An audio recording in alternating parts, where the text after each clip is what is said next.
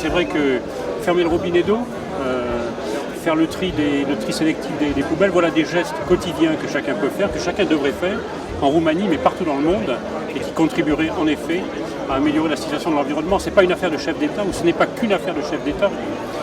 Michelin est engagé sur l'environnement. Nous faisons partie du COP 21. Nous faisons partie et nous dirigeons quelques-uns des groupes de travail sur le sujet. L'environnement, c'est l'affaire de chacun d'entre nous, c'est l'affaire des entreprises, c'est bien sûr l'affaire des États et des chefs d'État. Evenimentul de la Paris din decembrie va fi unul crucial pentru viitorul umanității, aș spune. Pot să pară cuvinte mari, dar nu sunt. Nous sommes en train de renouveler toute notre gamme de voitures là, pour passer en Euro 6 et ce sera l'occasion d'introduire des nouvelles motorisations là, qui sont extrêmement efficaces et notamment avec des moteurs à moins de 100 grammes de CO2 au kilomètre. Mais c'est aussi la vie quotidienne avec une usine à Mioven qui est le plus zéro émission possible.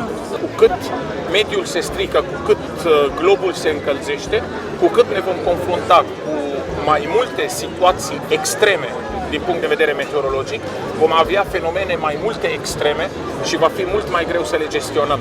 Și acest lucru deja se vede în lume și se simte că ceva se schimbă. J'ai l'avantage d'être sénateur des Français de l'étranger, donc c'est-à-dire avec une circonscription qui est mondiale.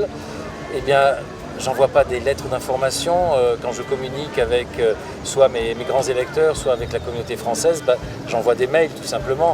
Et qu'est-ce qui est marqué toujours en bas d'un mail?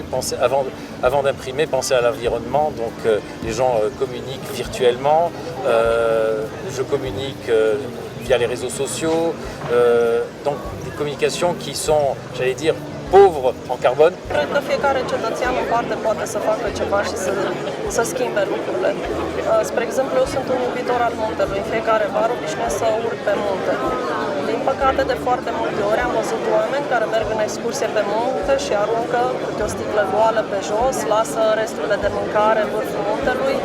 Și cred că acest lucru ține și de educație și ține și de fiecare cetățean în parte. Le fait, par exemple, de réduire un peu l'hiver, la température à la maison de 1 ou 2 degrés, on vit tout aussi bien à la maison, mais finalement on réduit sa propre facture de gaz et en même temps on fait quelque chose de positif pour l'environnement. Donc ça n'est pas que des contraintes de lutter pour l'environnement, c'est aussi une façon, in fine, de gérer plus efficacement le budget des ménages. Et je sens une sensibilisation de plus en plus marquée de la part de la population roumaine. Impresia mea este că în ultimii ani începe să se trezească o conștiință colectivă, să spun așa, legat de problemele mediului și din perspectiva asta impactului exploatării resurselor naturale asupra societății, asupra oamenilor. La birou în fiecare zi să strângem bateriile, să strângem becurile, hârtiile care le aruncăm oricum în gunoi în fiecare zi. Este într-o oarecare creștere o atitudine pozitivă pe mediu care pleacă de la reciclare, de la a economisi curentul electric, a închide tot când pleci de acasă. Cred că mai e cale lungă până la a încetățeni ideea că resursele nu sunt nelimitate. La sécurité routière, c'est quelque chose qui me touche ici en Roumanie. Pour moi, c'est une des agressions les plus fortes à l'environnement et à l'être humain qu'on a en Roumanie. Donc respectons les règles de la route pour mieux vivre ensemble avec l'infrastructure que nous avons en Roumanie et qui s'améliore de jour en jour. Cred că gesturile cele mai mici sunt cele mai importante. În primul rând, pur și simplu de a nu arunca ceva pe stradă, de a respecta atunci când mergem în natură, să nu ne aruncăm un plastic sau să lăsăm după noi niște lucruri care nu fac parte din natură. Le pape François a publié il y a quelques jours ce qu'on appelle une encyclique, c'est-à-dire le document de la plus haute autorité pour l'Église catholique et même au-delà, qui s'appelle Laudato Si, c'est-à-dire loué sois-tu, Seigneur, pour toute la nature, pour la création.